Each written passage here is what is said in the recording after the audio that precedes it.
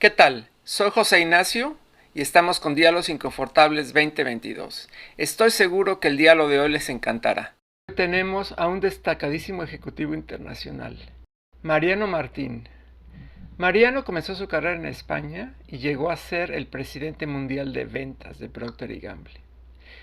Posteriormente ha ocupado cargos de consejero ejecutivo en varias organizaciones internacionales, tales como GS1 y DIA.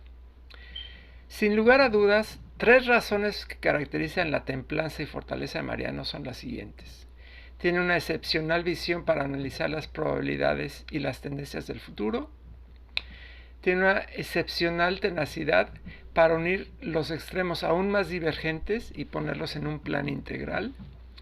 Y evidentemente tiene una profunda empatía y sentido humanista. Ahora bien, sin lugar a dudas, esta crisis del COVID-19 le ha dado mucho material a Mariano para reflexionar. Y sin mayores preámbulos, Mariano, es un placer tenerte con nosotros el día de hoy. ¿Qué tal? ¿Cómo estás?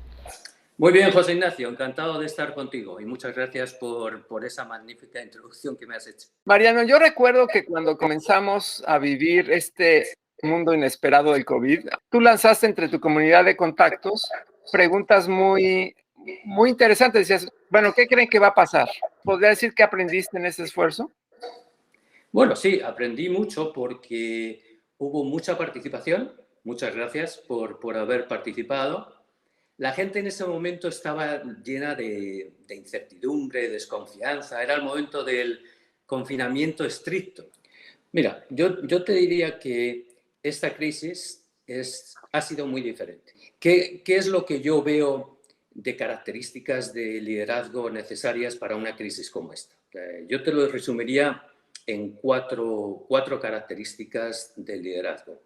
En una situación como esta, cada líder tiene que tener primero y ante todo mucho temple.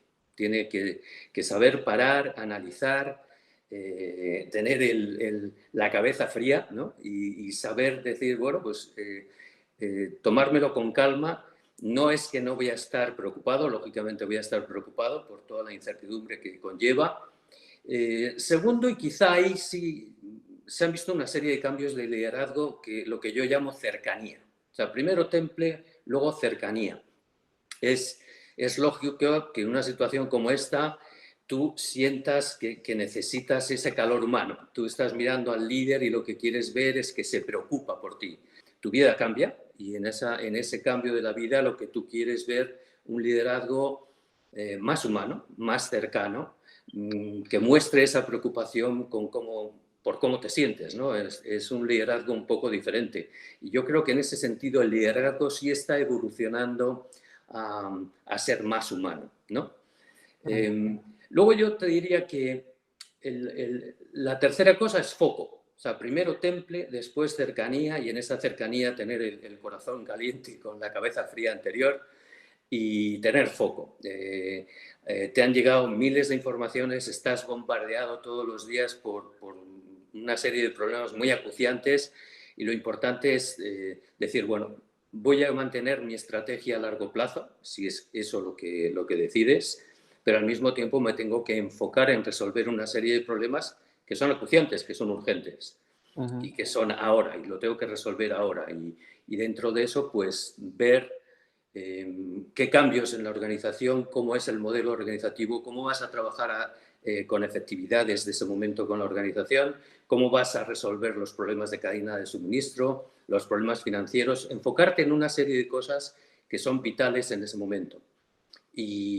Y dentro de eso, pues tener un plan. Yo no lo llamo ni siquiera una estrategia, porque una estrategia es algo mucho más a largo plazo, y esto requería un plan a corto, y ese plan, tener ese plan a corto y lograr que la organización te acompañe con ese plan, ¿no? Y por Excelente. último, agilidad. Tu realidad cambia, te está cambiando constantemente, y vas a tener que ajustar los planes. Y vas a tener que ser muy ágil, mucho más ágil de lo que has sido antes.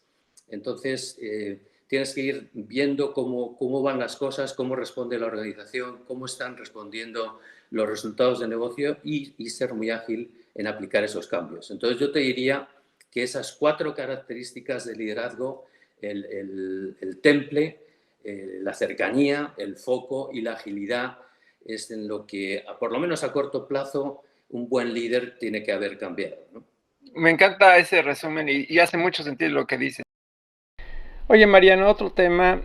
Esta crisis se va a resolver de alguna u otra manera, pero no va a ser la última crisis que vamos a vivir en nuestra vida. Entonces la pregunta es, ¿qué cosas podemos reempacar de lo que hemos aprendido y reutilizarlo enfrentando a las nuevas crisis? ¿Cuál sería tu recomendación? Yo al final de todo esto te diría tres cosas respecto a las crisis, ¿no? Cara al futuro, diciendo, bueno, esta es la última crisis que hemos vivido. Claramente no, va a haber muchas más. Ya nos están asustando con las tormentas solares, con las superbacterias, con todos los retos de la inteligencia artificial.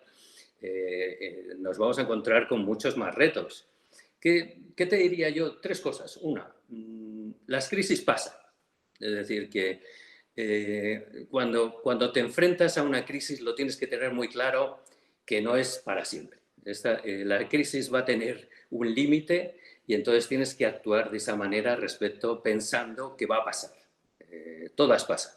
Y si te fijas en la historia, yo he leído mucha historia en estos meses y lees toda la historia de las pandemias en el mundo, te das cuenta que tarde o temprano nuestra generación o las generaciones venideras van a tener otra vez un tipo de crisis como este u otro tipo de crisis, ¿no? Luego, la segunda cosa que te diría de las crisis es que las crisis discriminan. O sea, que no son lo mismo para todo el mundo. Y lo estamos viendo por geografía. Estamos viendo una serie de países que van muy atrasados en la vacuna, otra serie de países del primer mundo como Alemania que iban muy adelantados y que les habían afectado poco y ahora tienen 65.000 casos de COVID al día. Es decir, que si lo ves por sectores, tremendamente, si te fijas en quiénes son las empresas que han ganado los sectores, pues te fijas en que un 60% de las compañías que puedes llamar exitosas dentro de esta crisis, según cómo midas el éxito, son empresas tecnológicas. Ha habido otros sectores como hostelería, viajes, ocio, sí, etcétera, pues que han sufrido mucho más, ¿no?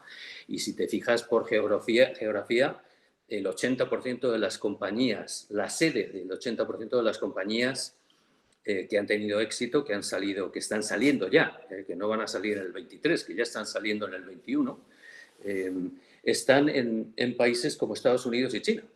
O sea que al final se produce una discriminación y una brecha. Y esa brecha yo creo que también como consecuencia de las nuevas tecnologías, de los avances científicos, pues se van a producir. Las crisis discriminan. Y la última te diría es que en todas las crisis, hay los que ganan y los que pierden. Pues, y dentro de esto, aparte de geografías o sectores, esto es una cuestión mental.